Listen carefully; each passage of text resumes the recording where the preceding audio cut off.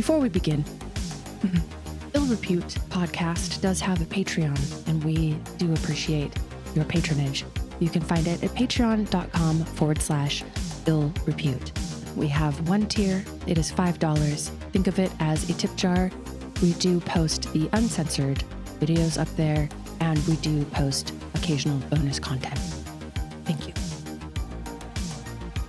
That was so good. I felt like I was in a dark room with you being spoken to through, I don't know, like telekinetic mind speech. I was trying to do my NPR voice. All right. Greetings. And welcome to Ill Repute, the podcast about women and women first. I'm Sovereign Sire, a writer, a comedian, and a reformed libertine. Love that for you. And I'm Ella Darling, a former librarian, a VR pioneer, an adult film performer, and a connoisseur of fine friendships. Hi, Sovereign. Hi. Now, we here at Ill Repute support women's rights. But more importantly, we support women's wrongs. So Ella, what women's wrongs are we righting today? Ada Lovelace, who wrote the world's first computer program to calculate Bernoulli numbers for a machine called the analytical engine. And I totally remember that. Obvi. That was so crazy. Remember that time? And Yeah. Here's a portrait of her looking beautiful and stunning and decorated. We're looking at a painting, I believe, by Alfred Edward Chalon from 1840. Looks every bit the part of a lady of society. She's wearing a mantilla and elaborate floral arrangement in her hair, and she's got these space buns going on, and is depicted the way every woman's face is depicted from that time period. It's kind of think of it as the first Snapchat filter. Portrait styles went in and out of fashion like everything else, and so the style of the large eyes with the eyebrows and then the very narrow nose and the very delicate mouth. So she probably looked something like this, but every portrait would be kind of sanitized through that sort of aesthetic. So this is like her style. puppy ears. Yes. Her look reminds me of the characters from L. Frank Baum's Oz books. She looks like her headpiece, her mantilla, her side buns. She looks like Ozma of Oz. Or a little bit like Padme or Queen Amidala from Star Wars. Before we foray into Lady Ada's life story, it is important to understand her roots and where she came from. Born into nobility on December 10th, 1815, Lady Augusta Ada Byron was born to Lady Anne Isabella Milbanke Byron and her husband, the famous poet, Lord Byron, Lothario, renowned poet, and eclectic bon vivant with a mean streak. Ada was the only legitimate child of Lord Byron, making her somewhat predestined for celebrity before she was even born. Her early life was marked by her parents' acrimonious separation when Ada was just a few weeks old. Raised by her grandmother and her mother, Lady Byron, Ada's upbringing was unconventional for her time, to say the least, because of her nuanced parents. Lord Byron's life was a whirlwind of personal turmoil, creative genius, and societal scandal. He was born George Gordon Byron on January 22nd, 1788, to Captain John Mad Jack Byron and Catherine Gordon Byron. His father had already recklessly run through much of his own inheritance and was in search of a new source of wealth. Wouldn't expect much more from someone whose nickname was Mad Jack. Enter Catherine Gordon, a Scottish heiress with a considerable fortune, who became his target. Their marriage was motivated largely by Captain Byron's desire for her financial assets, though from everything I understand, he enjoyed all of her voluptuous assets, and we love that for them in small doses. Soon after the wedding, he took control of her fortune, and Lady Gordon's inheritance was squandered by her husband in record time. His jawline is as weak as his bank account, so I don't know. I can just imagine a woman with a thick Scottish accent upbraiding a gentleman for coming home at 4 a.m, having lost all their savings. We've got a somewhat long video here that really delves into their marriage and Lord Byron's early upbringing very succinctly and well done. The following clips are from a YouTube video called Lord Byron, Mad, Bad, and Dangerous to Know from the YouTube channel Biographics. Born Gordon George Byron on the 22nd of January 1788, the future poet was the product of a match made somewhere in the ninth circle of hell. His father was a dissolute drunk known as Mad Jack, who gambled all of his wife's money away before fleeing abroad while she was pregnant. As a result, Byron's mother gave birth to him completely alone in a rented room, driven to near bankruptcy by the man she'd married. Born in a rented room. I know, by her, she gave birth by herself in a hotel room or something. I mean, I guess it wasn't a hotel room. It's just like, you look like you were born on a dirt floor. It's a very Victorian kind of insult, even though it's a little pre-Victorian, I think, but still. Yeah. Like, born in a rented room. The shame. The shame. And off the rack. I'm a lady, goddammit. Not that Catherine Gordon was exactly a model parent herself. Moody, aggressive, and capable of staggering cruelty, the boy's mother would swing between smothering him with love and belittling his disability. Byron had been born with a withered right leg that caused constant pain and left him horribly self-conscious. But rather than accept her boy for who he was, his mother used this self-consciousness as a weapon. In her darker moods, Catherine would zero in on the boy's leg, calling him lame brat or her limping devil. While her casual cruelty would give her son lifelong hang-ups, as an adult he'd wear special boots designed to hide his disability, they also turned him into someone capable of matching his mother's put-downs. Seizing upon her weight, the child Byron would scream back that she was as fat as a sow. Pause. He began blaming her for his condition, chalking his painful leg up to Catherine's insistence on wearing a corset while pregnant. Just trying to imagine a household where it's like, you limping devil, you fat sow. Like, wow. Yeah. Yeah. This is how he was taught to communicate with the people closest to him, who apparently love him, who he loves. And boy moms, am I right? Am I right? God, they're the worst. The part where he blamed her for his condition because she wore a corset during pregnancy. That horror.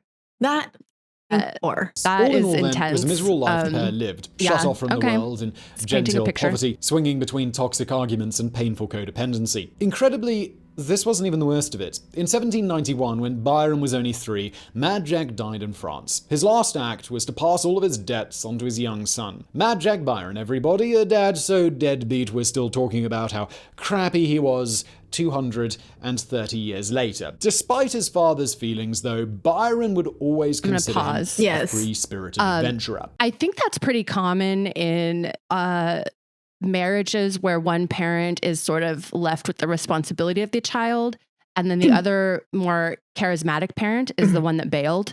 And as a kid, you end up actually resenting the parent that stayed and romanticizing the parent who left. Yeah. So it just goes to show that even across hundreds of years, family dynamics are somewhat kind of stable. And we'll see the same thing in Ada with regards to her own father. But then, given how awful his home life was, perhaps his young brain simply needed the escapism. In 1797, Catherine hired a strict Calvinist named Mary Gray as her son's nurse. Sadly, Gray was one of those Christians who used religion not as a way to reflect and better themselves, but rather as a way to browbeat others. Violent and drunken, she liked to hit the boy, telling him how sinful and wretched he was. Far worse than the physical abuse, though, was the sexual abuse. When the boy was either 9 or 10, the age varies in different versions, Mary Gray began grooming him, culminating in a sustained sexual assault in her bed. It took 2 years for the boy to pluck up the courage to tell anyone, but even then, there was no great reckoning. Gray was dismissed from the family's employ and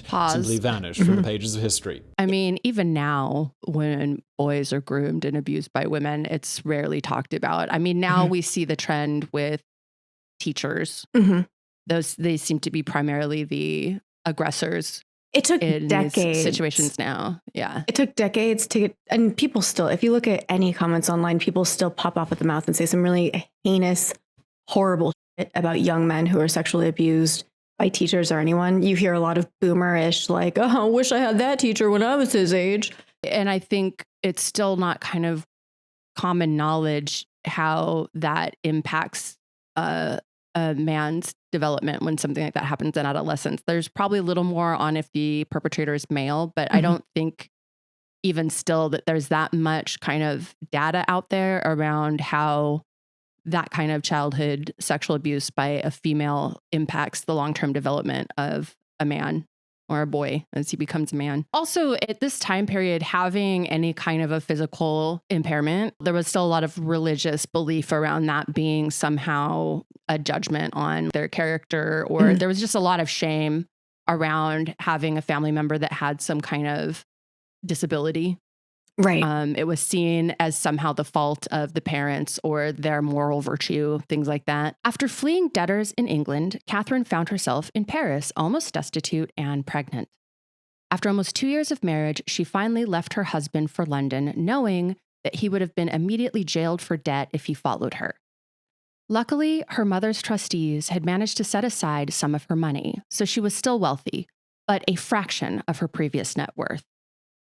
Lord Byron inherited the title of 6th Baron Byron at the age of 10, which brought with it the grand but dilapidated ancestral home, Newstead Abbey. It turns out some things run in the family when it comes to the proclivities and character flaws of Byron men. But considering his upbringing, he was probably in a pretty dark place, and I think we need to factor that into our judgments about him, though our judgments should be prolific because he did some real wild shit. Yes. Lord Byron became as well known for his poetry as his hoetry.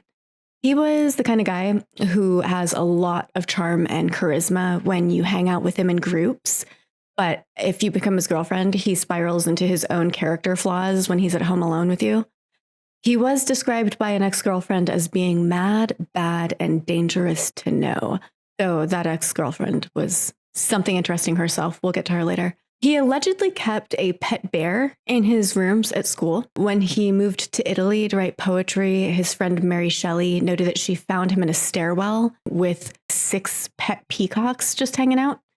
And he also apparently once tried to buy a 12-year-old girl. Lord Byron was staying in Greece, in Athens. He fell in love with a 12-year-old girl and later tried to buy her. The year was 1809, 1810, and Byron was on his grand tour of Europe, and whilst doing this, he stayed for a prolonged period in Athens. He lodged in the home of an Athens lady, a widowed woman called Tarsia Macri. This lady had 3 daughters living with her, the youngest of whom was just 12 years old, called Teresa. It is while living under the same roof as these 3 girls that Lord Byron became absolutely infatuated with the 12-year-old. Lord Byron wrote to his friend Henry Drury, and he said that he was dying for love of 3 Greek girls in Athens. So that was Teresa and her sisters Mariana and Katinka. And at some point it is said that Byron allegedly offered Teresa's mother £500 for her daughter.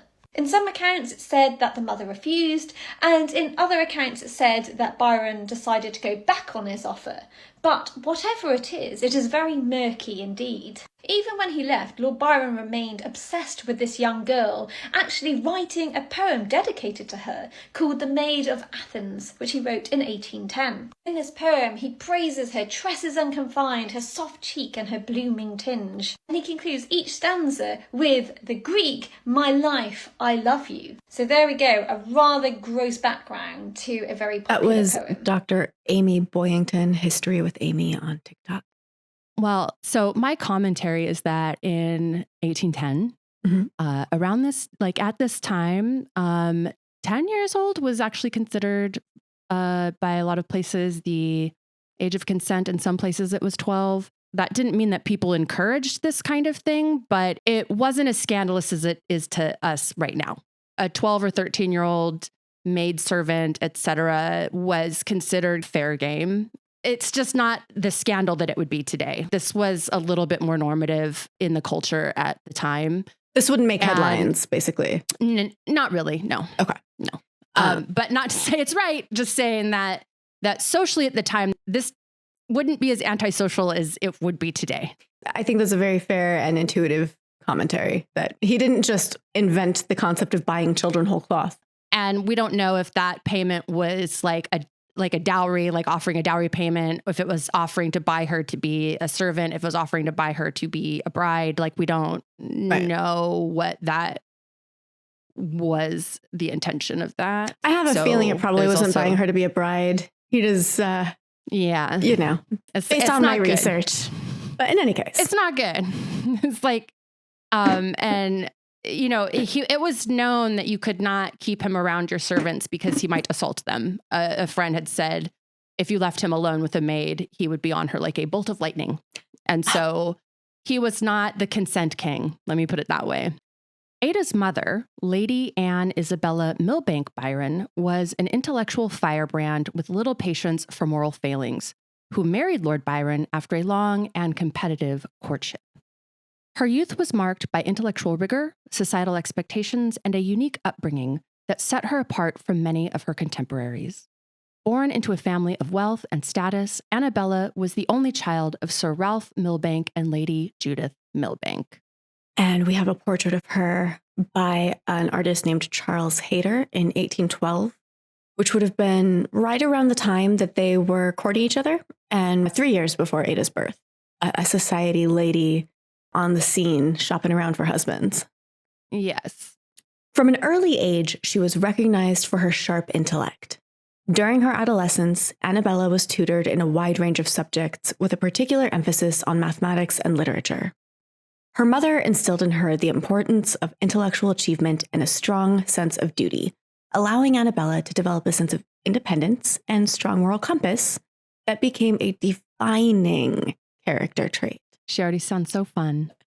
Great at parties, I'm sure. Yeah.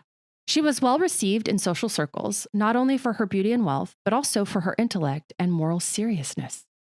However, her standards were high, and her interest in marriage was not solely driven by social or financial considerations, but by a desire for intellectual and moral compatibility. And so it 100% makes sense that Lord Byron would be the number one on her radar. According to a book called The Bride of Science by Benjamin Woolley, she made a list of the ideal traits she's looking for in a partner, which she shared with her aunt, who was seeing her through her launch in society.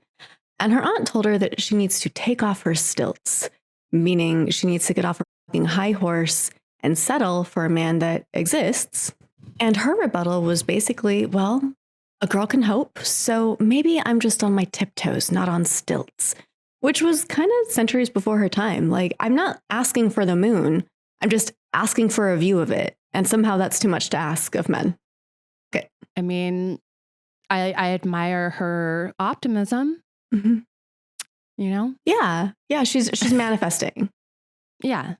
Annabella's courtship with Lord Byron was a complex dance of intellect, emotion, and societal expectations, unfolding against the backdrop of early 19th century England's rigid social norms and Byron's tempestuous reputation.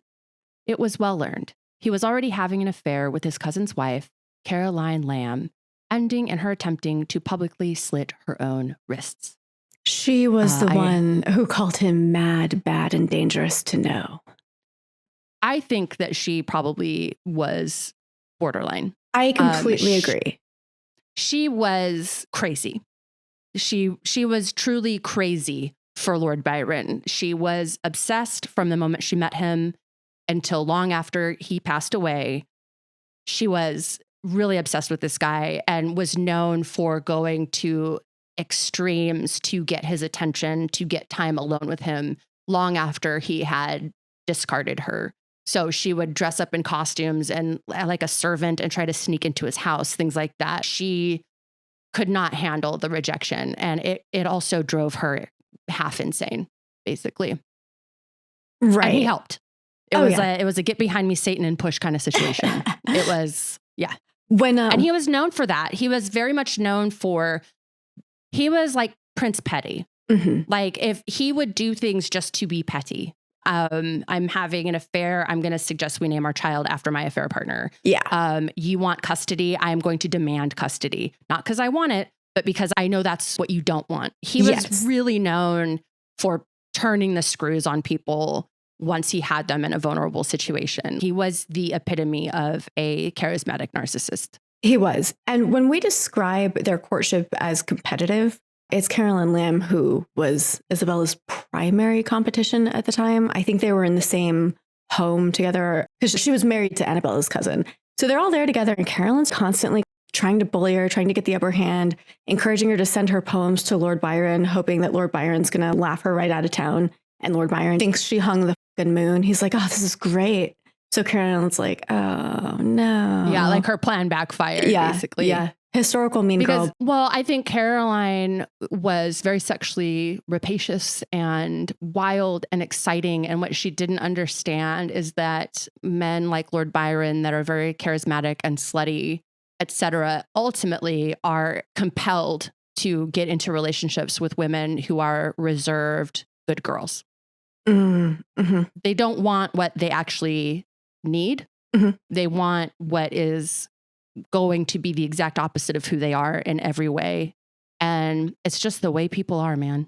Yeah. And it's science. The converse of that is men who think they want a bad bitch. And then as soon as they're dating you, try to start stifling your personality, your passions, your everything. Like they just cannot chase the pussy they actually want.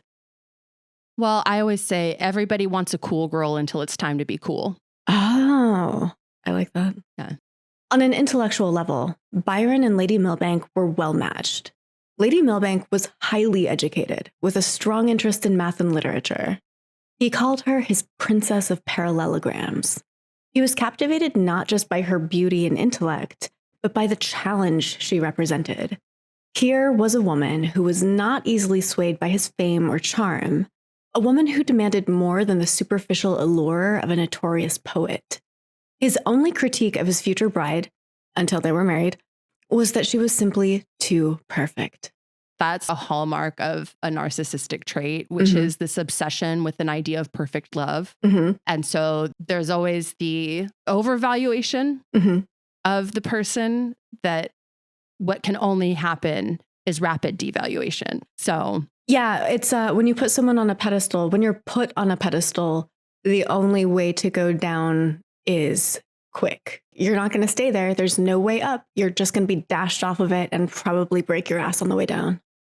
Well, they put you on a pedestal so high, they can no longer reach it. And so that's when they start hacking away at the base. Right? Yes, yes. Despite Byron's scandalous reputation, Annabella was drawn to his genius and perhaps saw in him a project of moral reform. Maybe she could change him, right? Yeah. That always works. That always works. Oh, yeah. Yeah. He just hasn't met you yet, babe. It happens all the time that a guy that's only interested in friends with benefits just falls in love one day if you just wait long enough. That's usually what happens. If you excise away enough of yourself to sacrifice for him, he'll eventually see how much you love him and love you right back. Twice as much, probably. Totally. Their marriage on January 2nd, 1815, was seen as a union of opposites, with Annabella's moral seriousness juxtaposed against Byron's tempestuousness and libertine nature. We're going to talk about Ada Lovelace. Ada was born in 1815 in England, and she never knew her father, the romantic poet Lord Byron, who left England when she was an infant due to scandal. Byron's my favorite, but he was a mess. He racked up outrageous debts, had several affairs. A lover called him, and I quote, mad, bad, and dangerous to know. Which, like, I know he's not the best guy, but her domineering mother, wanting her to be as unlike her extremely dramatic father as possible, forced her to study mathematics from an early age. She had this incredible imagination and joy for life. She was so excited about learning. If it was going to be math, then so be it. When a machine or lecture or anything of the kind comes in my way, I have no regard for time, space, or any other ordinary obstacles. When she was 18, Ada heard about Charles Babbage's plans for an analytical engine and starts a correspondence with him. The analytical engine is a machine that can perform simple calculations and can be programmed with punch cards. It's one of the world's first computers. I thought you would appreciate the drag queen. This is Carrie the One on TikTok as Math is a Drag, which, be still my heart, you absolute fabulous fucking bitch. Yes. I love when people love history and present it in ways that is fun. Yeah. The writing was on the wall on their actual wedding night, where I'm going to try to recall the story correctly, but imagine this. You've just been railed for the first time. You're in your curtained bed. with your handsome, exciting husband. And he wakes up in the middle of the night, terrified, and starts accusing you of being Persephone. Now, to you, you'd be like, who the fuck is Persephone? Who's this bitch? Okay, but back in the day, Greek and Roman mythology was something that everybody knew, and anyone that was upper crust would have had a diverse education in the subject matter and would be able to spout off gods and goddesses pretty much at will. Persephone, famously, the daughter of Demeter, was abducted by Hades and taken down to hell, where she became the princess of hell, the queen of hell. And if you went down into Hades, they had a court. And if you could successfully argue why you should be allowed back up into the terrestrial world, you could, but the vote was always no. And so Persephone would have been like calling her a she-devil or like his jailer, right?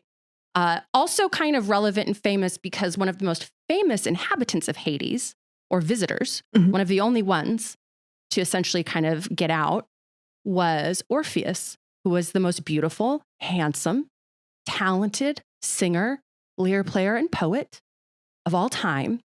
And when his wife, Eurydice, was bitten by a snake and taken down to Hades, he went down to Hades, played a beautiful song. Persephone went, oh my God, yes, you can leave as long as you don't look back. And guess what he did? So it was very telling because he very much became an Orpheus-like figure. To understand how famous Lord Byron was, think Russell Brand at peak Russell Brand before he became a guru and all of that stuff. It was like, oh, he's so naughty, but he's so handsome and he's so smart and he's so this. And like, you have to imagine that he kind of had taken over the national consciousness, at least in England, as being this kind of bad boy, but who was also really smart and talented.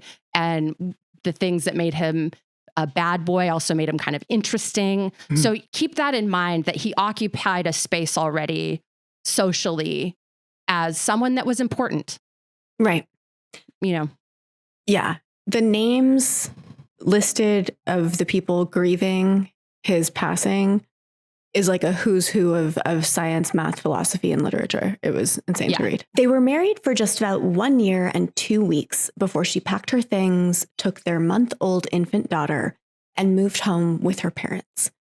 Their marriage was marked with financial woes in the form of creditors chasing down debts that the extravagant Lothario racked up all around England, and for which he was eventually chased out of the country for life. He cheated on her frequently with his half-sister, amongst others, and would regularly harangue his wife about money. Her dowry never came through from her parents, likely from every text I read that acknowledges it, likely because they realized that he would immediately seize it and drink and fuck it away. So the entire year and month or so of their marriage, never a dime of the dowry, which probably was for the best for Ada's well-being. I love the way you just read over probably one of the most scandalous aspects of Lord Byron's life, which was his long-term sexual affair with his half-sister. Oh, we're going to get there. Yeah. Yeah. That's right, ladies and gentlemen. He had a long and sustained romantic and sexual relationship with his half-sister. And part of that is I wanted to talk about as we get into Ada's relationship with her mother is that, especially in upper class families, parents didn't have relationships with their children. They had their children. They were immediately sent to a wet nurse, then a series of nannies and governesses. That fathers and daughters, mothers and daughters, mothers and sons, etc. There wasn't like a close familial bond. They weren't like hanging out together and doting on each other and giving each other encouragement and being like present parents. That it just wasn't what was happening. You were immediately handed off to a staff.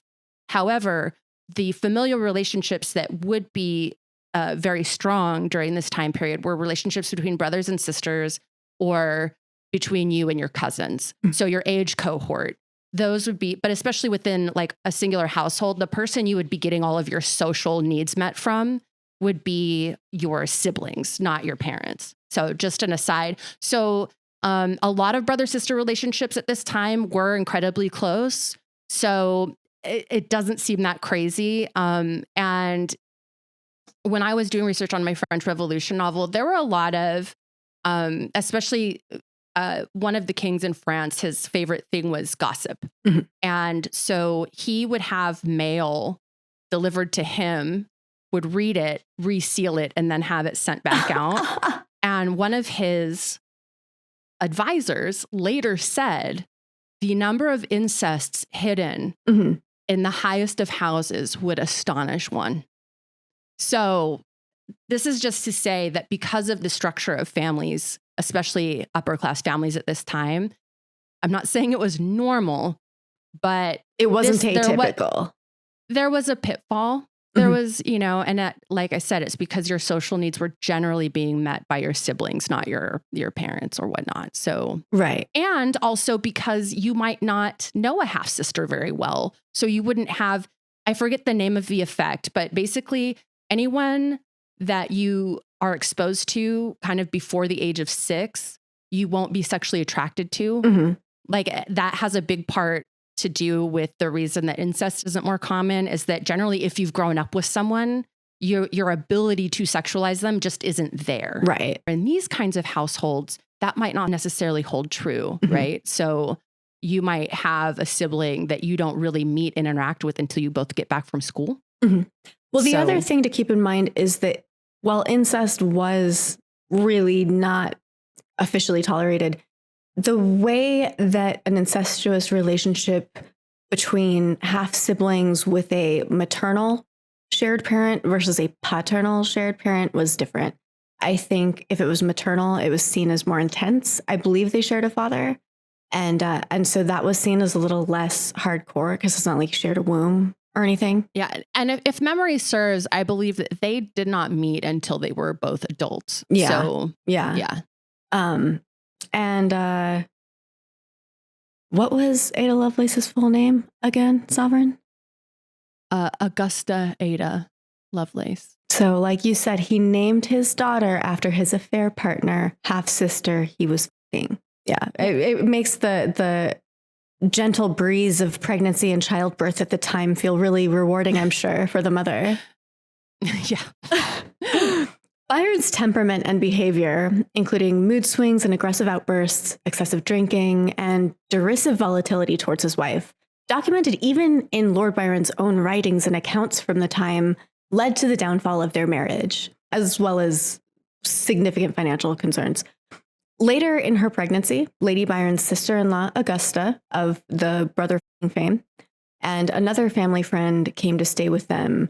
And Augusta and this other friend very quickly worked out a system where one of them would be with Annabella during the day and another would be really close by at night, guarding her just in case Lord Byron gave in to violence, which everyone around her feared is quite likely, including herself. Now, a side note on Augusta, because we've talked about how incest, half-sister, the child naming, all of that huge fuckery for Lord Byron. Augusta, from what I read, I might be twisting some threads, so forgive me, but from the correspondence and letters I read between Isabella and Augusta, it seems like Augusta came to help with the pregnancy and everything. Isabella was like, okay, let me keep an eye out. Augusta didn't realize that Isabella knew about the affair. And Augusta and Isabella really quickly got over whatever differences that might have caused. I don't believe Augusta was actively f***ing Lord Byron during their friendship, or at least during their friendship where she was married. And they became really close confidants. They exchanged a lot of letters. They acknowledged the whole incestuous affair. They started a group chat. Yeah, exactly. They started a group chat with a wink and a nudge. And it was like, man, surviving that idiot, right? Are we dating the same guy? Facebook group? Exactly. But even Isabella was concerned about her own well-being, safety, and survival. She said that he had claimed to be a murderer in one of his wild outbursts. One of which he said he needs his whiskey or his mistress, and he sent his wife away. It would not surprise me if, for shits and giggles, Lord Byron had used a servant for like target practice, killed someone, and everyone buried the body and went, he's so crazy. He writes himself of his own like perfidy and lawlessness and shittiness without any kind of regret or remorse. He struck me as someone that had been so thoroughly abused in childhood that he had accepted the idea that he was just literally a bad person, and therefore why even bother trying to contain it? Wow. Yeah. Still, that dick must have been loud as fuck, because she apparently had sex with him one last time before she left. And after she left, initially wrote to him for a few months, very romantically, until her parents, fed up with this guy, slowly turned her against him by pointing out what a giant piece of shit he was. And as a side note, years after his death and his interment in like a sarcophagus, a couple dudes broke in and opened it up. I forget what the circumstances were. There was some mythology because Lord Byron became like how big this guy was is very hard to describe. But long after his death, the romanticization of his life, his exploits, his craziness, all of it, what continued to be a source of intrigue. So these guys, one of them, I believe, was like a friar or a priest. They open up the lid and he's like pretty incorruptible, essentially. He's not decayed. He's not disintegrated. The guy commented you could still see the curls in his hair. His hair was still there. Yeah. And like these perfect curls. And they described his member as being overdeveloped. So that is a fancy way of saying that Lord Byron was packing some heat. He had a hog. So a little more understandable. Because, you got to watch out for the you can get dickmatized. And once you're dickmatized, better judgment goes out the window. I mean, she was a month postpartum. And she jumped on that giant hog. Can you imagine? I can't. I've never pushed a human life through my nethers. I thank the gods, perhaps never will. But wild shit. Her marriage became the talk of the town, made more humiliating when whispers then turned to Byron's affair with his half-sister, Augusta. We have another portrait here of Lord Byron just to illustrate the loud dick. Do you want to describe what he looks like? Give us a sense. Paint us a picture with words. The way Thomas Gough Lupton painted a picture with oil paints in 1814. Credit. He looks hot. He's very handsome, like a man. I would compare him to, he's got curly hair. He has a long, straight nose. He has soulful brown eyes. He has a cleft chin. He looks like a matinee idol from like the 50s or 60s, like a Steve McQueen or, he's got like a Paul Newman vibe, like a young Paul Newman vibe. Yes, absolutely. Oh, yeah. Paul Newman would have played a great Lord Byron. Ada was only about 1 month old the last time she saw her father for the rest of her life and his. But he wrote about her on his journey fleeing London for Belgium in a classic poem called Childe Harold's Pilgrimage, which, Sovereign, as a poet, I'm going to have you read because I will read it soullessly like a computer machine. Is thy face like thy mother's, my fair child? Ada, sole daughter of my house and heart? When last I saw thy young blue eyes, they smiled, and then we parted, not as we now part, but with a hope. Awaking with a start, the waters heave around me, and on high, the winds lift up their voices.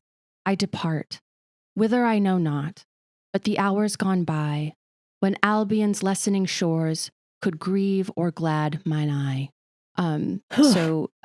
Albion shores just means England's shores. Albion, the White Island. I think from the White Cliffs of Dover kind of situation. You know what I mean? Like they have the mineral white cliffs. Yeah. So Albion was a very romantic way of saying like the island of England. Following his turbulent departure from England, he spent time in Switzerland with Mary Shelley and her husband, poet Percy Bysshe Shelley, having an affair and eventually illegitimate daughter with Mary's sister, Claire Claremont, who I will declare was also bat crazy. He had a type. Or he had an impact. He had a type. His type was mercurial, crazy, moody, let's not say crazy. Women aren't crazy. Very bad at emotional regulation. Young enough to become obsessed because being around someone like him would be a huge sexual awakening compared to being around other people in a very buttoned down society. I will also say that these were all people that were tangentially kind of part of the first free love movement, which was preceded the Summer of Love in 1968 by, 150 years. But they were talking about ideas of utopias, communes, free love. People should sleep with whoever they want. We should trade wives, key parties, you name it. They were doing it. And that was something that was very much associated with the upper class literati, because those were the people talking in salon, philosophers and poets about man's true nature. Yes. And that true nature, of course, was to fuck wide and far. Oh, yes. Oh, yes. Yeah. But also there were elements that were attractive to women, this idea that a husband doesn't own his wife and sexual fidelity should be irrelevant, blah, blah, blah, blah, blah. And I think Claire at this time was like 16 or something. Like she came in with a mission. She was like, she was going to get that dick. Yeah. And she got it, and it stirred her brain pan up and scrambled that shit. So yeah, she was on a mission. Contemporary writings of the time, everyone was trying to manage her because, much like Caroline Lamb, she went crazy. And Lord Byron, when he saw someone was going crazy because of him, he would deliberately do things to make it worse because he thought it was funny. He was a cultivator of pygmies and an agriculturalist of pygmies. Yeah. Well, it's more just like that narcissistic thing of he would see someone was suffering and he would just try to make it worse. Even when everyone around him was like, can you just leave her alone? Just like cut her off. No, he wasn't. Absolutely not. Absolutely not. He wasn't going to cut her off, but then he was going to act really like put out by anything. Right. Yeah. And she tried to trap him by getting pregnant. And then that was like a whole thing. So, Yeah, then, that doesn't work on him, it turns out. Well, she had the baby and then he had her basically declared insane so he could take custody of the baby. Not that he was interested in raising it. Then he puts the baby, Allegra, into a convent where she dies from typhus. And him having never visited her. Yeah. So from there, he had a 4-year sojourn to Italy where he became involved in various revolutionary movements while engaging in an illicit affair with a countess under the nose of her husband. It was here where he started to pen the classic poem, Don Juan. He's such a fascinating person, a fascinating individual, and having that person as a father, even if they're not present in your life, must have been really impactful. And I'm not trying to take away from Ada's story or make it all about some man in her life. It's just that this is so relevant to her upbringing, her idolization of him later, all these things. 100. Yeah. I mean, in this instance, who her parents were radically shaped her life because her mother was trying specifically to prune away anything that even remotely started to look like her father. And also because, like I said, he was so famous and so romanticized in the culture that living under the shadow of that in and of itself, even if he was mad, bad, and dangerous to know, he was considered like a poet laureate. Yeah. So he was still considered a genius. So even if she was trying not to be like her father, there would still be the pressure to rise to that level of genius also, because there is going to be people looking at her like, okay, like you're going to produce something great, right? Lord Byron spent the last year of his life fighting in the Greek War of Independence until he died in April 1824. So just about 200 years ago. Succumbing to an illness he contracted while nursing wounded soldiers, most likely sepsis, he passed, and his death was met with an outpouring of grief across Europe, with admirers mourning the loss of a literary giant and a champion of liberty. And when I say an outpouring of grief across Europe, Charles Dickens, Goethe, Mary Shelley, like everyone who was worth knowing either knew him personally and was grieving the loss, or was grieving the loss of never having gotten the opportunity to rub elbows with him. Like he was huge. He was like male Beyonce. There's like a Jeff Buckley kind of quality there, which is he was in his mid 30s when he died. He was 36. like 36. Yeah. And specifically the way he died was he was sick with pneumonia and insisted on like going out in a rainstorm, like riding his horse, like, which made him so sick. He was being told not to do it. Mm-hmm. And so he died in the way that he lived, which was this kind of just utter recklessness. Yeah. And so that also romanticized his death because it's like he died the way he lived. And I think most people that were around him in his life felt like he was almost like a Calamity Jane character. It's like this person is like so wild, they just can't be contained. And in that wilderness, there's all this creative genius, but there's also no self-preservation whatsoever. Yes. And so I think everyone also knew this guy was not going to make it too long. Like he was just too all over the place. And I think that that's part of how we fetishize genius. You know, we have all this, we romanticize creative genius and make a lot of allowances for people that are kind of just burning it at both ends. So I think his death was very much like a Jim Morrison kind of, you know, like Lizard King poet to the ages and dies of an overdose, which is, I mean, because that's, you know, living recklessly, just. Yeah. Jim Morrison seems like a really good, like sort of allegorical comparison. Very much so. He was as openly bisexual as he could be during a time when homophobia carried a death sentence and society didn't love you. I have a famous Lord Byron story for you. Okay. So Lord Byron is friends with the judge. Mm-hmm. And the judge is like, man, I had this crazy case come in. This guy was accused of giving another guy a blowjob, basically. And he's like, you know, what sentence would you give that man? And Lord Byron said, I don't know, whatever you have in your pockets. Wow. Yeah. Yeah. Poetic. Truly true poetry. So his body was returned to England well after his death, which was welcomed by the scientific community with thorough autopsies to determine what makes a man like Lord Byron turn into a man like Lord Byron. Isabella Byron, meanwhile, did not take fondly to motherhood in Ada's first several years, choosing to tour the country's spa towns and resort cities, while Ada was raised largely by her grandmother, which, as you said, was in fashion at the time, but still, I found it interesting.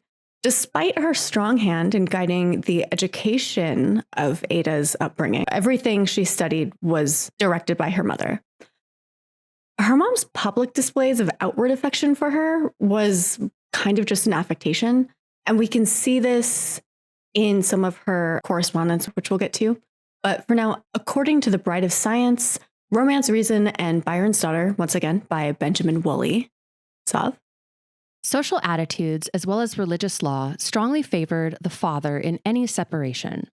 Women were simply not expected to desert their husbands, no matter how dreadful the domestic despotism they had to endure. The only possible mitigation was the welfare of a child.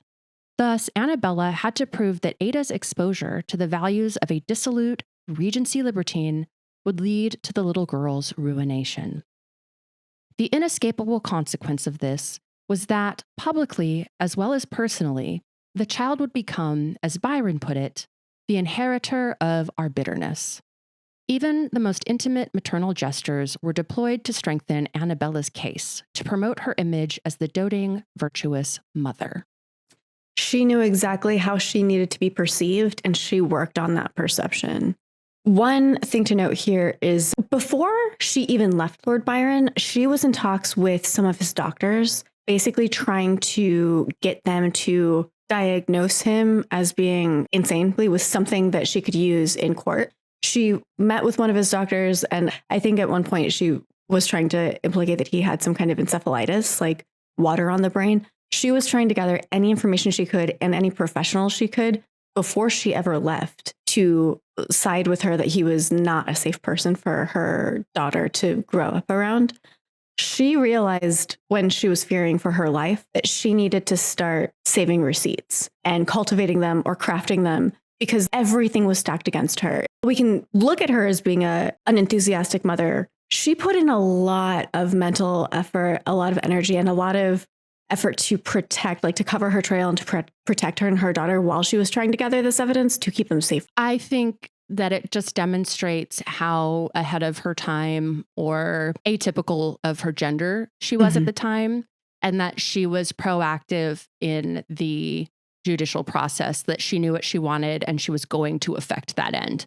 And that shows a lot of agency and a lot of determination that would not have necessarily been typical of her time. So she knew that in the face of public scrutiny and the court of public opinion, everybody's going to love the charismatic loser because everybody wants to feel cool enough to hang out with him, even if that means disregarding all of the shit he does to the people he loves. When I cite letters, when I cite correspondence, most of this is coming from a book called The Life and Letters of Anne Isabella Lady Noel Byron from unpublished papers in the possession of the late Ralph, Earl of Lovelace, which I think was published in 1929. She was hoping this baby would save the marriage. This baby would be the thing that makes him realize that she's the one, that he wants to really bestow his love on her. She mentioned how one night they woke up and he thought he heard someone like on the stairs outside or like right outside the window. And so her, very pregnant, like nearly bursting, gets out of their bed to go check on this disturbance outside while he stays in bed. And she was like, he might have actually thought that there was someone out there and I could die. And if I thought that, I would have gladly died to save him in that moment. Like, this is how in love she was. She's pregnant. She's ripe pregnant. And she's like, yeah, he thought he heard a burglar. And so he sent me to check it out. And man, if only so I could die for him and maybe he'd love me then. It was a wise precaution because the public image she needed to cultivate was so completely at odds with the private reality. Annabella experienced few maternal pangs during the first few years of her daughter's life. When she was still pregnant, she made it a matter of policy not to develop any affection for the daughter she was about to have. She was, as she put in the title of a poem written soon after Ada's birth, the unnatural mother.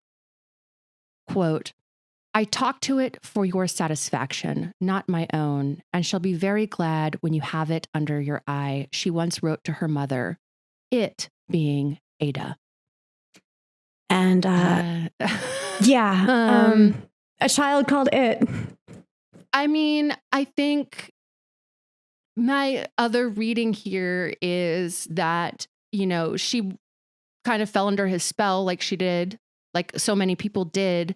But also, given her intellectual pursuits, she was marrying because that was expected of her. But it seems like she was not interested in any of that stuff. She was doing it because it was expected. Yeah, I completely agree with that. What else was she going to do? What else would anybody have her do? Should she have talked to her doctor about getting on birth control? Should she have gotten an abortion? Should she have, like, what could she have done? Should she have gotten a therapist? Should she have gotten couples therapy? Like, there's really not. Yeah. And it could also be that once she realized that the pregnancy, which she had thought was going to cleave him to her, now became the thing that he didn't like about her. And so now she resents her daughter for having the opposite effect. Yeah. Right. We've got an image right here of Lady Byron, and this is from 1816. This would have been a few months after she gave birth and fled her husband. Can you describe her? She's I mean, it's a very typical portrait. It's a contrast from the earlier portrait, which showed her like looking off wistfully and very much, you know, like the young poetess, the young intellectual. And this, it's more like a traditional portrait of a lady.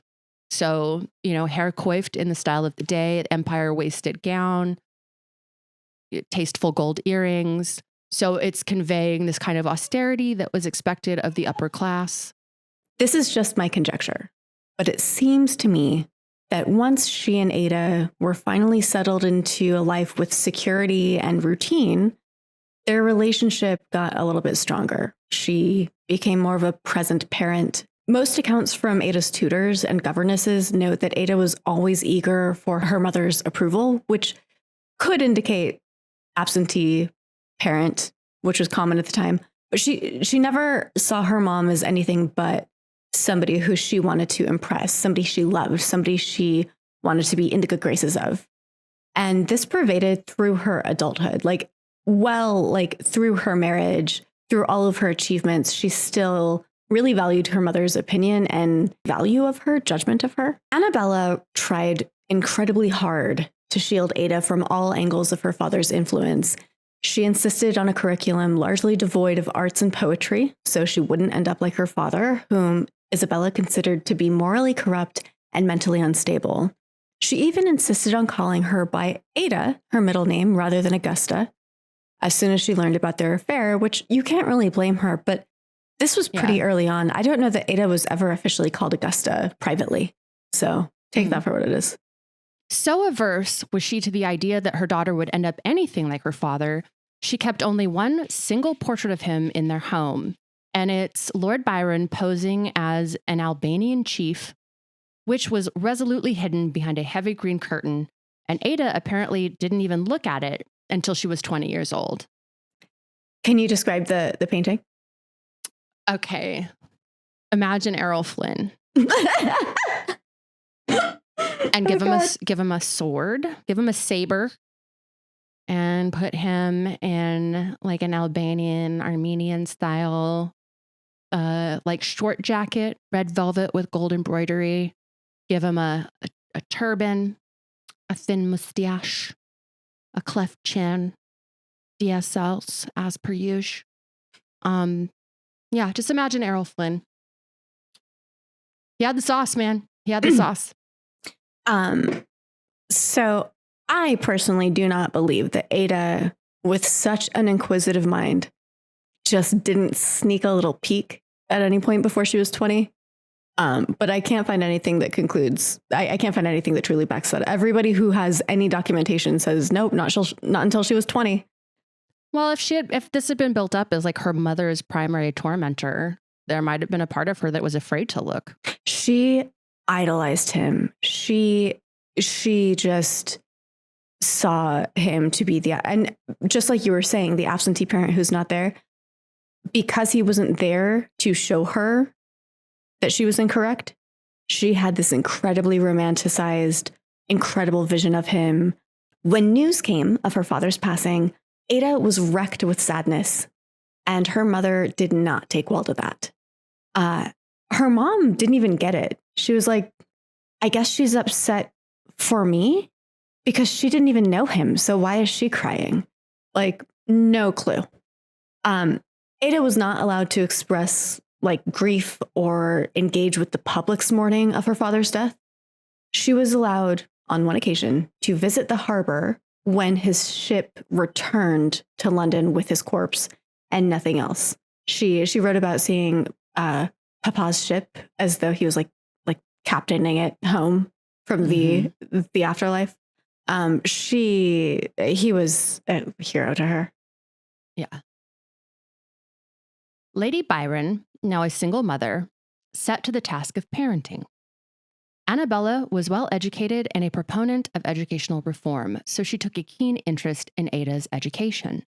She steered her daughter towards the sciences and mathematics, which were largely the province of men at the time. This was primarily an attempt to steer Ada away from the sordid life of poetry and indulgence that defined her father. And we have a lovely portrait of Ada Lovelace, age 7, by Alfred d'Orsay, painted in 1822. And describe it for us. She looks like her dad.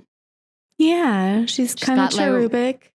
Yeah, she's got the red auburn, like the auburn brown hair, and she's got the soft brown eyes. Soulful. Of her, yeah. Like, she's a cute little kid. Cute little kid. And full disclosure, I have a terminal degree in poetry and then went on to have a career in porn. I am not saying I overly identify with Lord Byron, but I am a monster and a monster in that order. So there's something to it. You're a delight, who has such a streak of chicanery that like it's truly your charm. So don't undersell yourself, darling. Her studies were comprehensive and eclectic, encompassing math, physics, botany, geography, and chemistry, all kinds of math, all kinds of science, crafting her into a rational, scientifically minded young woman with a fascination for machinery, which was not popular at the time. It's not like she was running into machines left and right, but she was really fascinated with how machines worked. Always an eager student, she applied the mathematical and scientific principles she learned to solve complex problems.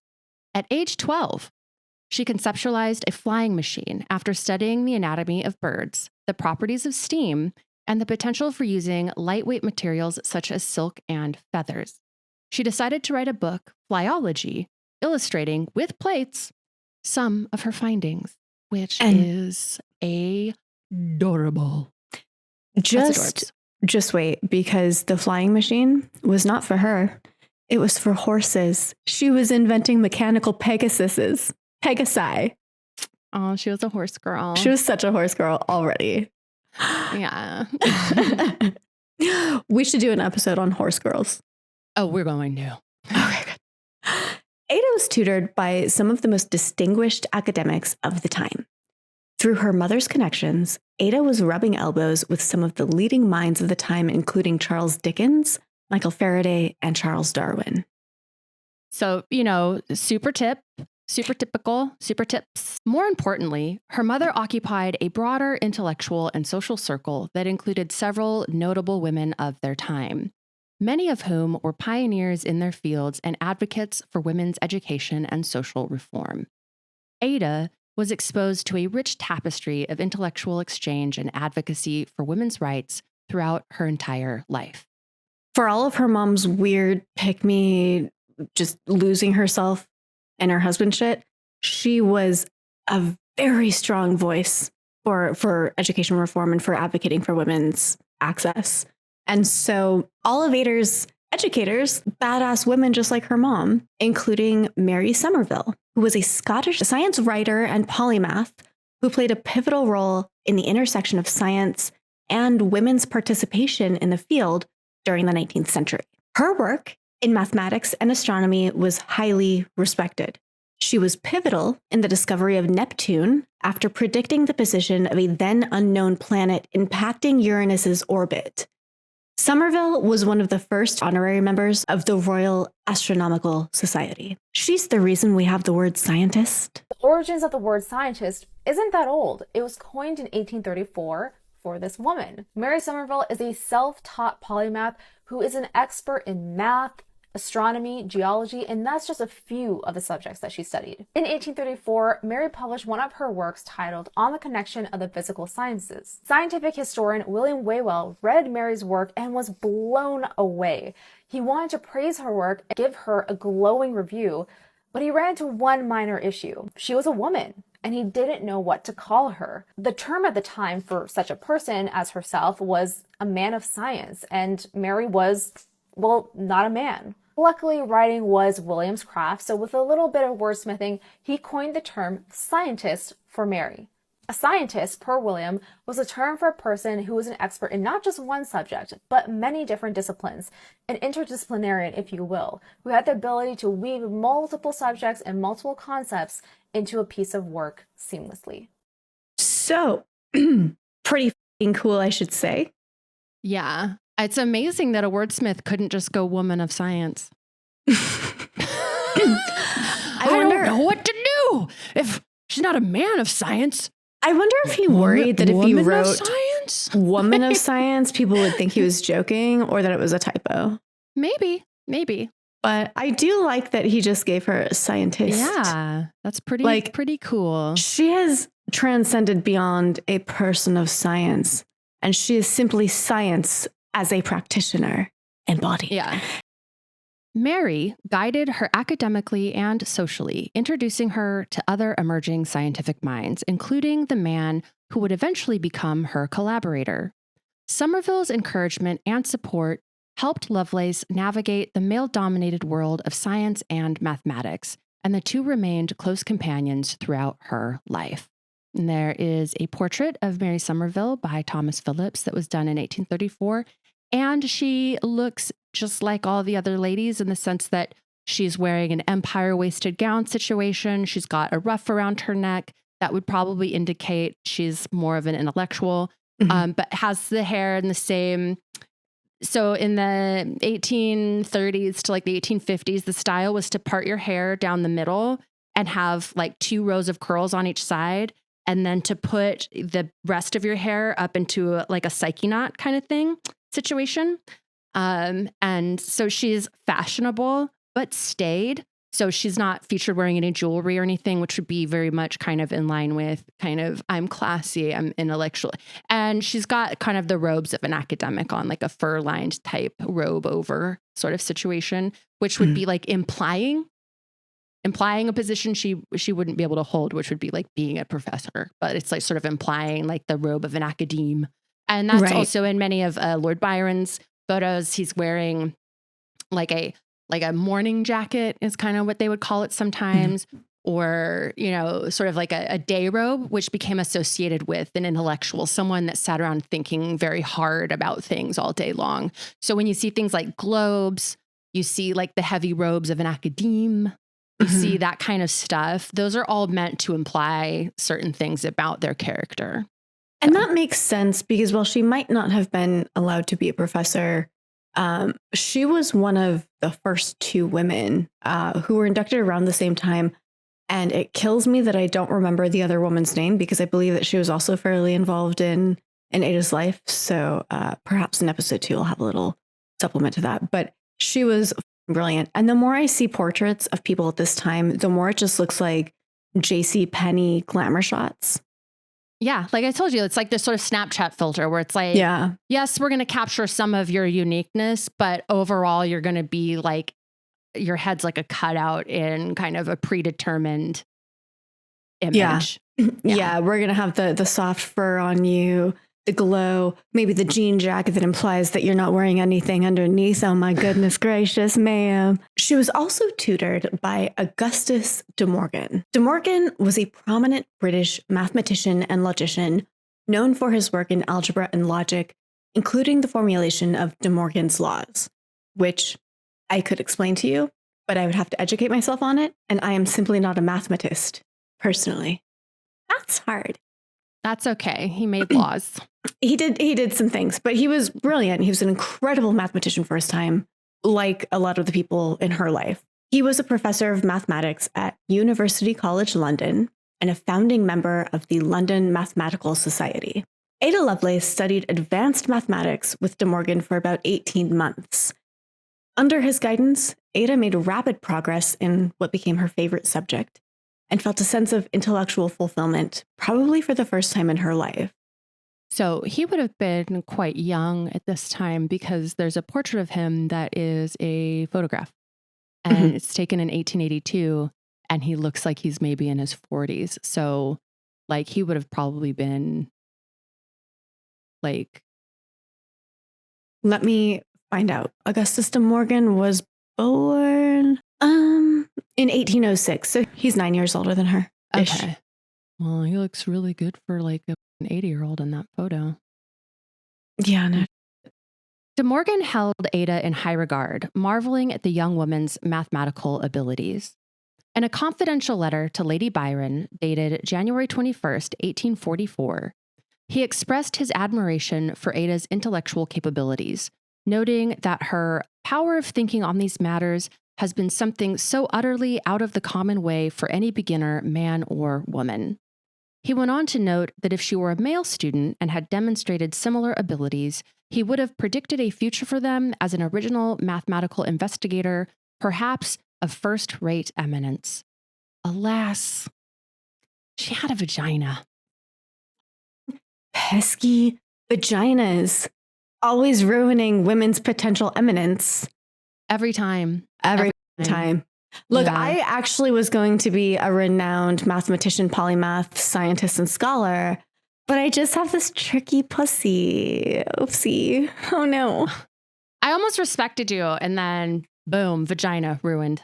I don't respect you because you almost respected me. Like, what kind of judgment are you plagued by that you would be even in the vicinity in the same zip code? So another really, really big important aspect of Ada's upbringing is that she was a very sickly child. Around the time she was 8, she was suffering from really aggressive migraines that had visual auras, and like her vision was impacted by them. She would get blurry vision. Then around the time she was 14, she was actually paralyzed and bedridden for roughly 3 years. This period in her youth was fundamental in the development of her mind. She doubled down on her already advanced studies, teaching herself near perfect German in her free time. She became much more focused and academically oriented during this time, probably due to both the isolation of her illness and her maturity into a young woman. After Ada's recovery, she was 16 and would soon be expected to enter society. Lady Isabella Byron kept a strict eye on her daughter, keeping her daughter under the constant supervision of her friends, whom Ada dubbed the Furies and loathed entirely. She said that they would exaggerate or invent stories about her, a gossip engine that ran on the latest tale of her misdoings, real or invented. You have to imagine some like school marm ass older ladies who are just like, oh, what's she doing today? And they'll be like, nothing actually. But you know what? If she had more vim and vigor, she'd probably do something like this. And they just being bored. Lady Byron monitored all of Ada's correspondence throughout her childhood. Her social circle was dictated by her mother to include only a handful of people whom Ada didn't seem to bond with outside of one cousin on her father's side. Her mom didn't want her to have friends that she bonded with well, because anybody she started to kind of really jive with, there's a chance that this is going to turn into something a little more libertine. Right. I think she was maybe introduced to a cousin on her father's side, but she started writing to him, and she got so enthusiastic and excited about the idea that like this, he's kind of like a brother to her, and she starts romanticizing their potential sibling relationship and writing to him about it. And her last letter to him, she's just bursting with love and sibling companionship and honestly, young child sort of like impropriety. And after that, their correspondence abruptly ended. And I don't know if it was because her mother just decided that was simply too much discourse with a Byron for her tastes, or because Ada was a little enthusiastic in her affections and her sort of like, oh my gosh, but like, man, what would happen if you die? That'd be weird, right? Anyway, love you. Like, she's a little all over the place too. Well, also given that Lord Byron carried on an affair with his half-sister, she could have been on guard that something similar might unfold in this relationship. I will say that having a mom read correspondences, etc., for the time period would have been completely normal. Yeah. Every aspect of courtship or a child's personal life would absolutely be overseen by some kind of authority. So it sounds crazy controlling, but that would have been very standard for the time because you don't want to get caught with your pants down. That's fair. You don't want your daughter running off and eloping with someone and you had no idea, right? Like, right. You gotta keep a real close eye. They raised the age of consent from 8 to 12, and then they moved it up to 18. And it was less about seduction than it was about eloping. And an older guy coming in and romancing a young girl, 12, 13, 14-year-old, getting her to elope. And now the family fortune is now in the hands of someone else. And so there was this like, we've got to like raise the age that they can run off and elope because it was enough of a problem that they had to legislate about it. Like, all right, we know we're saying they're 10 to 12 is like they can consent, but like our money's at risk, and these 10 to 12-year-olds might get raped, what have you, but like our family fortune. Oh. Yeah. And I think it was a lot more about like 15, 16-year-old girls being romanced by some kind of like 20-year-old rake like Lord Byron. Like Lord Byron and his father, like both he and his father did to their wives, both of whom absconded with their either not yet born or fresh infant children to evade the fatherhood that they threatened to impose upon these small babies. Yeah. So, predictably, Ada felt oppressed and started to act out. She arranged a series of secret rendezvous with her shorthand tutor, meeting up for sexual escapades that included, according to her letters, everything except penetration. Now, Ella and I got into a little debate about this in the read-through. So there were different terms. Intercourse meant having a conversation. Making love meant wooing or courting, talking sweetly. Like flirting? Yes. Okay. Connection, when spelled with an X. And it was in these letters. I was like, I don't know, they spelled connection weird. And Sovereign was like, oh, they're spoilers. They were the X is for sex. They were having sex. That is almost generally what connection with an X meant. It was a very polite way of saying they be f***ing. Yeah. So basically, they were doing all the mouth stuff, all the hand stuff, maybe butt stuff if connection with an X only meant pussy. Little do people know that, including in addition to inventing the computer, Ada Lovelace also invented just the tip.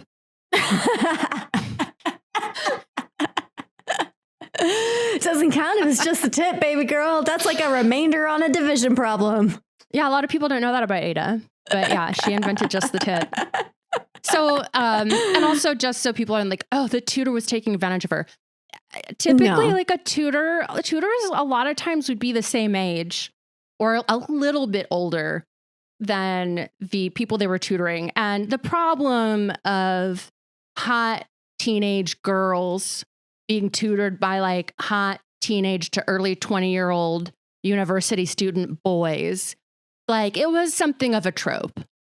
You know, like it was not uncommon that if you put a smoking hot, like 20-year-old Oxford grad alone with a 15 or 16-year-old girl who is bursting with hormones, and he is too, and he's teaching her stuff, but they're also kind of the same age, so they're going through the same life struggles, the same kind of emotional whatever. It would not be uncommon. You had to keep an eye out. Make sure they're not getting a little too friendly during their lessons. 15-year-old girls will become infatuated with their high school English teacher. It's that same kind of thing of, oh, they're sensitive and they know stuff and they're giving me undivided attention. And it's kind of the only place I'm getting undivided heterosexual male attention. So I'm like real into it. The romance was ended abruptly when they were caught by the Furies, and Ada was reprimanded thoroughly. She was so fucking reprimanded, man. I bet she got her ass whipped, literally. Probably, but you know what? Her ass was just bedridden and paralyzed for 3 years. So there's going to be a lot that you have to do to change her mind. Because what did she do? She doubled the fuck down. In defiance, Ada walked miles on foot to her lover's house. Miles on foot. She's traveling and she's just barely out of crutches. And then she went under his window and held up a boombox in the rain with her latest mixtape. So she just treks there with her still healing legs. And unfortunately, when she gets there to run away with her lover to elope, his family recognizes her. More importantly, recognizes who her mother is. And they're like, you know what? We don't need that. No, bitch, go home. Go home to your mom, you broken child, and leave our son alone. Oh, well, and imagine like, oh, look, Lord Byron's daughter trying to lure our son to his own social death. Fucking Persephone. By trying to lure him into this affair that's going to get him completely socially ostracized. Like, exactly. So I could see that too. As much as mom has put her foot down, apparently the Byron genes run strong in this one. And she has still found a way to insinuate sexual scandal into her life. Mom tries to take her out to the country. Mom tries to isolate her. Mom watches over everything she does. Mom fills her with education, all of the things. And still, by hook or by crook, this 16-year-old girl is displaying her father's tendencies. Like, I can imagine that she got her ass being kicked by her mom when this came out. I have no evidence one way or the other, but it seems likely. Now, one thing I will say is that this entire conversation we had was bereft of a name. The Furies did their job. They smothered the scandal to this day. And across over a century of published works on all three members of the core family, all I can find is likely speculation, but no actual confirmation about who this tutor was. We think it was a guy named William Turner. It's impressive that they repressed that name, that story, because for her at the time, especially, she's just a year or two before her official launch into society, where she's like in, as aristocracy or whatever, really put out there under extreme scrutiny to fish for a husband. And they were just like, nope, not under this roof or that one.